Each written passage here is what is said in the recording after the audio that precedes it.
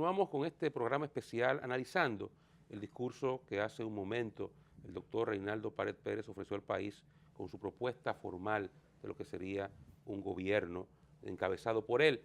Se ha integrado al panel el periodista y amigo Julio Martínez Pozo. Saludos, Julio, ¿cómo estás? Gracias, gracias. Pues es un honor estar aquí compartiendo con ustedes este programa especial. Gracias, gracias, Oscar. Antes de formularle una pregunta, yo quiero felicitar al doctor Reinaldo Pared Pérez, porque en un momento en el que el país vive en medio de unas nebulosas que no tienen que ver nada con el futuro, ni con la situación de la gente, ni tocan para nada los problemas reales de la gente, hay un líder señalando con fe y esperanza y cosas muy concretas hacia el futuro. Y en ese sentido, yo creo que Calderón me puede explicar mejor porque es un hombre más del campo. Calderón.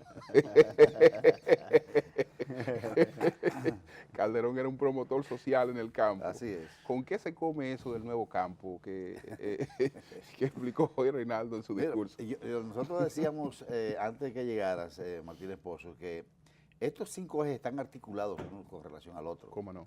Y que Reinaldo primero señala el empleo como algo trascendente, importante, ¿verdad?, para la transformación de la sociedad dominicana. Y eso naturalmente está vinculado al campo. Porque el campo, ¿qué es lo que es el campo? Un generador de riqueza. Ahora Reinaldo dice, nosotros no podemos ir al campo nada más que a sembrar y a buscar y a dejar que cada uno comercialice lo que pueda. Reinaldo dice, al campo hay que darle una asistencia técnica directa, una asistencia en crédito oportuna y además una inversión en tecnología que se corresponda con los nuevos tiempos, que se corresponda con las nuevas demandas. Porque Reinaldo, lo que está diciendo Reinaldo ahí, República Dominicana tiene la potencialidad suficiente para abastecerse de todos los alimentos que se consumen en el país, pero además para exportar. Entonces, ¿qué es lo que dice? Vamos a organizar, pues, en cierto modo, está diciendo, voy a continuar una política agropecuaria como la que ha estado desarrollando el presidente Medina, lo único que yo la voy a transformar y la voy a ampliar y le voy a poner mi sello. Porque él está buscando, como decía Andresito desde el inicio, que todos sus pilares sean generadores de empleos, empleos de calidad, empleos estables.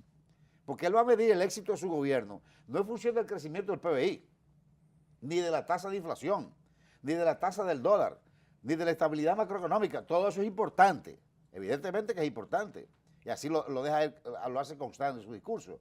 Pero él dice, yo voy a medir mi éxito en función de la cantidad de empleo y de riqueza que pueda generar. En ese punto, Calderón, hay algo que señala cuando se enfoca el tema del campo y es elementos adicionales que surgen con el campo, negocios que se integran a la actividad agropecuaria y la riqueza que genera la actividad agropecuaria. Hay una parte muy importante que incluso me dio un poco de risa porque varios compañeros que estuvimos ahí, cuando salimos del escenario, me decían, Reinaldo, ¿por qué tuvo que mencionar la palabra campesino? Si eso denota atraso, y ahí es donde está el detalle. O sea, es transformar el campo de manera que las personas no se sientan avergonzadas de ser rurales. Y que no tengan que ir para la ciudad, como lo dice en su discurso. Exactamente, todo el mundo quiere ir Por para la eso ciudad o inútil. ir para Estados Unidos. ¿Por qué? Claro. Porque se siente avergonzado de estar en un sitio de pobreza. ¿Y por qué hay pobreza? Porque no hay empleo. ¿Y por qué no hay empleo? Porque no hay inversión. ¿Y por qué no hay inversión? Porque no están dadas las condiciones desde el punto de vista de políticas públicas para que esa inversión, en vez de quedarse rentando en otros sitios, vaya al campo a producir. Pero producir solamente productos agrícolas, no.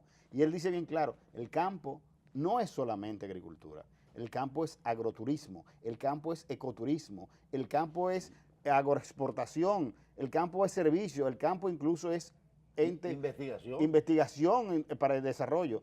Nosotros conocemos muchos países donde es en el campo que se dan grandes investigaciones para industrias muy sofisticadas como por ejemplo la farmacéutica.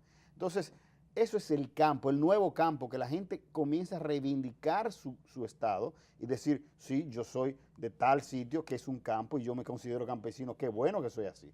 Entonces yo creo que es un cambio de paradigma y un cambio de filosofía.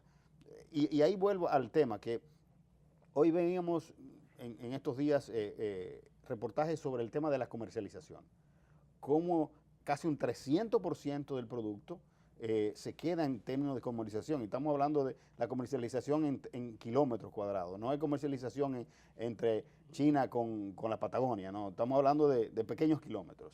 Entonces, ese nuevo campo, ¿cómo va a tener capacidad para saber cómo se está cobrando, cómo se está pagando en base a tecnología su producto, cómo él puede acceder a vender a través de la tecnología de la información y la comunicación sin que esa intermediación anacrónica del siglo XIX todavía se esté quedando con gran parte de eso? Y él está muy claro en ese sentido. Por lo tanto, nuevo campo es que la gente se sienta orgullosa, cambiarle la cara al campo desde el punto de vista, como bien decía Rafael Calderón, de generador de riqueza, de generador de empleo, que esos hijos de esos campesinos no se quieran ir, porque ahí hay más oportunidades que en las ciudades. Y que pueda o que en tener otros un países. primer empleo con incentivos que le dará el Así gobierno a las empresas y a la fábrica. Así es. Pero son incentivos directos sin violar ninguna ley, ¿verdad? Porque no se puede pensar que era para violar una ley no pagando las prestaciones sociales o no pagando la seguridad social. No. Es estimulando al empresario para que facilite el primer empleo a esos jóvenes que se gradúan y no le dan empleo porque no tienen experiencia. Así es. Bueno, pues es un ciclo vicioso que hay que romper. En el eje de la salud, la propuesta fundamentalmente se basa en la aplicación de las leyes general de salud y de seguridad social. Sí, así es. Aquí el eje fundamental es porque yo creo que, y él lo dice claro, no lo ha dicho muchas veces claro, la próxima gran inversión que tiene que haber del Estado, paralela a la inversión en educación, tiene que ser en salud. Esos dos pilares tienen que ir a la par. Estamos hablando de que es la base del desarrollo social que tienen los pueblos. Y en ese sentido, él hace un planteamiento también muy innovador, fuera de paradigmas, que es que él ve el deporte como el mejor elemento de la salud, de una política de salud preventiva. Muy interesante ese detalle. Entonces, ya el deporte... Como es transversal. Claro, Sí. ya el deporte deja de La ser... importancia que le está dando el deporte. Correcto, ya el deporte deja de ser un ente lúdico o un ente escolar o un ente pura y simplemente, o no pura y simplemente, deja de ser parte de nuestra cultura y hasta de nuestra marca país. Es un fundamento de la salud, de la política de salud. Cómo nosotros a través del deporte bajamos los niveles de hipertensión, bajamos los niveles de ansiedad, bajamos los niveles de altísimos que hay de diabéticos, cómo a través del deporte nosotros generamos atractivo lúdico, pero también desarrollo integral. Y entonces es un cambio de paradigma, ¿no? ¿Y cómo bajamos los gastos también en medicina? Y así como bajamos gastos en medicina, como todo el mundo sabe, que son muy altos si lo comparamos en gastos de prevención. Entonces, el añadirle a la política de educación el tema deportivo, yo creo que es algo que ningún otro presidente, no sé si Rafael, que ha Eso es trabajado... muy innovador. Eso es muy de él. Exactamente. Creo que eso es muy de Reinaldo. Sí. Ahora, hay dos aspectos que él señala ahí en la parte de salud. Él está diciendo, mira, nosotros tenemos que darle una dimensión mucho mayor a lo que es la atención primaria. O sea, el concepto de atención primaria es que la salud tiene que estar íntimamente vinculada a la comunidad. O sea, la comunidad tiene que tener una participación consciente en el proceso del servicio de salud a nivel de una provincia, de un municipio, un distrito, una sección, un paraje. O sea, pero tiene que comprometer a la comunidad en ese servicio. Eso naturalmente, eso sería, mira, si llegamos a eso, eso es real, eso es otra revolución real. Porque eso va a repercutir enormemente en la salud del pueblo dominicano. Ok, estos pilares, ¿cómo pueden contribuir a resolver una de las principales preocupaciones del país, de la familia, que es el tema de la seguridad ciudadana? Mira, no solamente estos pilares, como vimos en el discurso, él termina, y no es por ser el último pilar, es el menos importante. Yo creo que él le dedicó más tiempo porque ese es un tema que a él lo choca mucho y que se habla mucho en el equipo de estrategia y en el equipo de plan de gobierno. El tema de la seguridad ciudadana, y no solamente la seguridad ciudadana, sino también las otras aristas que tiene la seguridad. La seguridad también es seguridad jurídica, la seguridad es seguridad nacional. Pero comenzando con el tema de la seguridad ciudadana, él entiende y está convencido de que la policía necesita una revolución total. Que si bien es cierto, este gobierno ha iniciado a través del uso de la tecnología de la información y la comunicación, con programas que han dado mucho impacto desde el punto de vista de lo que ha sido el 911, se necesita una verdadera transformación institucional, legal e integral de la Policía Nacional. Una policía que trabaje por y para el pueblo, que trabaje para la comunidad, no la misma policía que hemos tenido por años. Por lo tanto, estamos hablando y volvemos al tema de la revolución aquí, que un presidente que está comprometido, como él bien lo dice, con un gobierno de 4 años, para hacer las transformaciones que necesiten y que puedan servir. Pero, ¿cómo lograría esa nueva policía? Mira, nosotros ya hemos venido analizando prácticas internacionales. Dentro de esas prácticas internacionales hemos visto prácticas de Colombia, por ejemplo, cuando Colombia era un país arropado por el tema de la droga y la policía en Colombia era una policía que estaba a merced de los narcotraficantes. ¿Cómo lo hizo? Bueno, reivindicando el policía igual que se reivindicó el maestro, dándole a él todas las garantías para que la profesión de la policía sea una profesión a la cual las personas quieran ir porque tienen un medio para vivir dignamente y sentirse orgullosos. Entonces, yo creo que hay que comenzar por el policía dándole las capacidades para que tenga un seguro importante, para que tenga vivienda. En Colombia hicieron un gran plan de viviendas para la policía, aumentando los sueldos. Hay que aumentar los sueldos indudablemente en la Policía Nacional y haciendo también lo que es la transformación institucional. Pero cuando hablamos también de Colombia, vemos el caso de Nicaragua. Nicaragua es un país posguerra, en la cual ha tenido una transformación importantísima a nivel de la policía. ¿Y cómo ha sido ahí? Ha habido ahí una vinculación con las comunidades. Cada comunidad en Nicaragua ha tenido tiene una característica muy particular. Entonces, las policías van adaptando a cada población las características y van adaptando, no una policía transversal con los mismos métodos para todas las comunidades, sino diferentes. Reinaldo en su propuesta trasciende la policía. Sí. Incluso para mí estremece mucho un planteamiento que él hace. Él sacude el sistema de justicia, sí, que trasciende el propio espacio de ejecución de un presidente de la República. Y dice que la sociedad dominicana merece una mejor justicia. Una mejor justicia, lo plantea así. Además, o sea, que va más allá, o sea, es un llamado a todos los actores. Él está haciendo un planteamiento de carácter estructural. Estructural. Sí, o sea, él está planteando prácticamente la transformación al menos de los mecanismos como se manejan esas instituciones. Porque, oye, yo quiero ser reiterativo en esto, porque el discurso es muy coherente en este sentido. La seguridad, él lo asocia a un incremento, a una inversión sustancial en tecnología. Si tú haces inversiones fuertes en tecnología, eso te va a llevar naturalmente al plano de la investigación y te va a llevar a ser más efectivo en los procesos investigativos, ¿verdad? De persecución contra el crimen. Pero ese tema de la seguridad, él lo asocia directamente al empleo. Por eso él dice, yo voy a medir el éxito de mi gobierno, fundamentalmente, no sobre la base exclusiva de esa variable, a partir de los empleos y de la calidad del empleo que se puedan generar. Porque si la población, decíamos al principio, antes de que llegaras, que él está planteando una reducción del empleo de la juventud en un 50%, que ahora de un 40% de la población joven total. Y está planteando una reducción del 14% de ese empleo que tiene actualmente el promedio del país a un 8%. Quiere decir que una reducción sustancial del desempleo te va a repercutir necesariamente en términos positivos en un mayor nivel de seguridad ciudadana.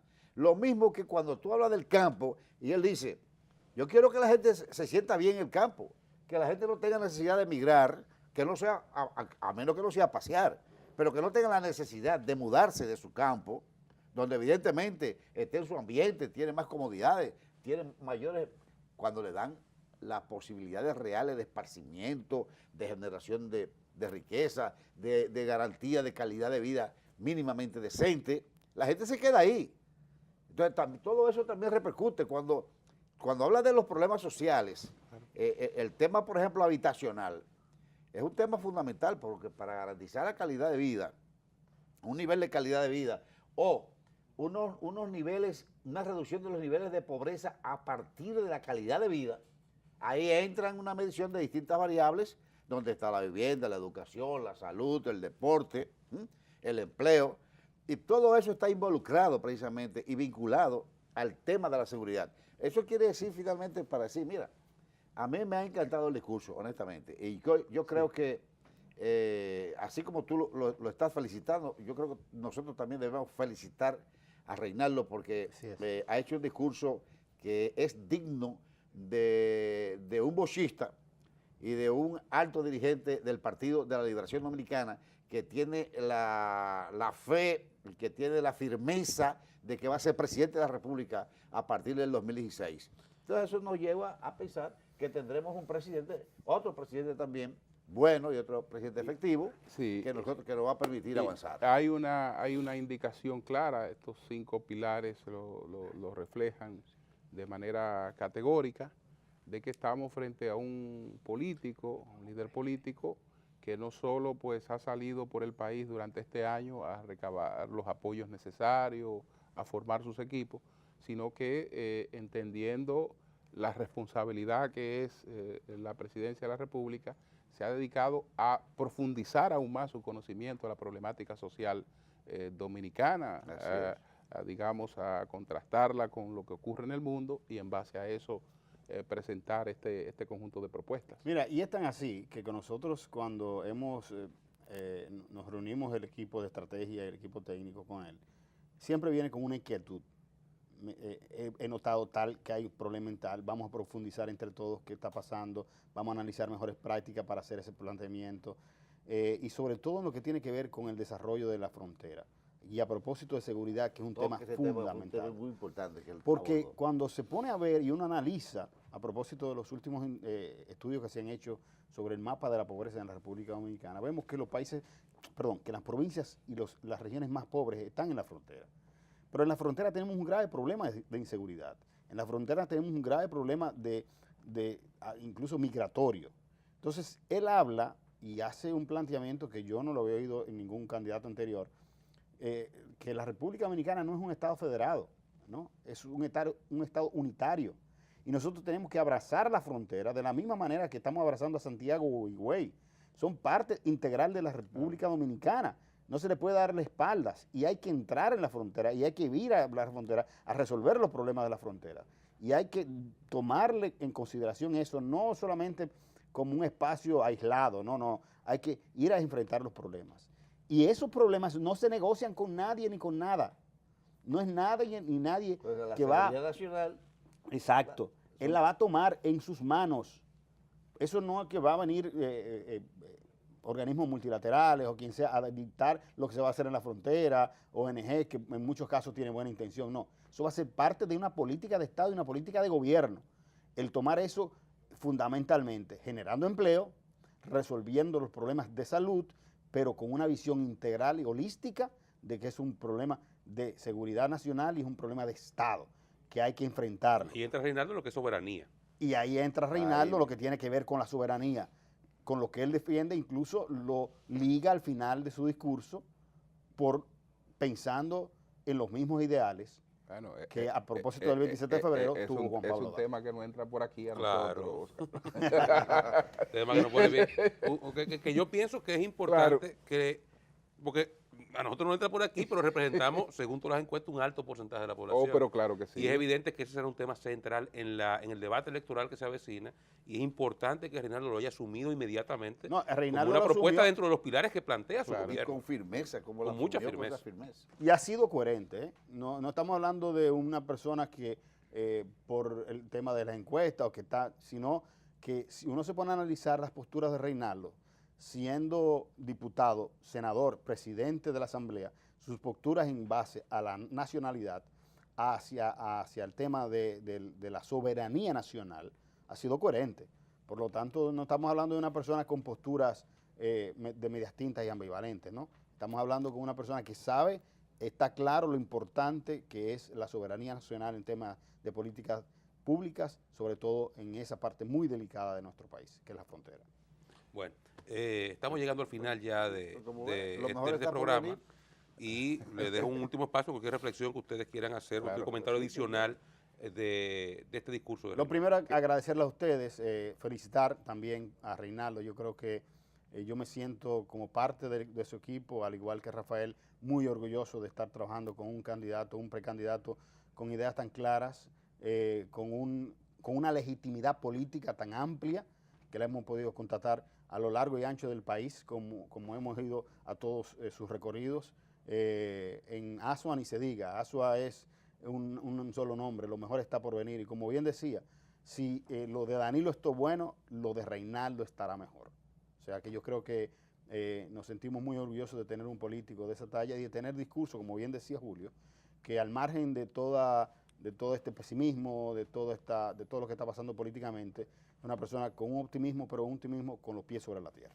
Sí, no hay que, al margen del debate vacuo, ¿verdad? Va a Claro. hacer propuestas formales que yo creo que enriquecen Así es. el debate en la política Así es. dominicana. Bueno, pues gracias a todos los que estamos aquí, ¿verdad? Y Así a es. sobre todo ustedes que nos han dispensado el tiempo de acompañarnos en este programa donde hemos analizado básicamente los ejes fundamentales en que Reinaldo Pared Pérez construye su propuesta política de cara a la búsqueda de la presidencia de la República en las elecciones del 2016. Pasen feliz resto de la noche y será en otra oportunidad.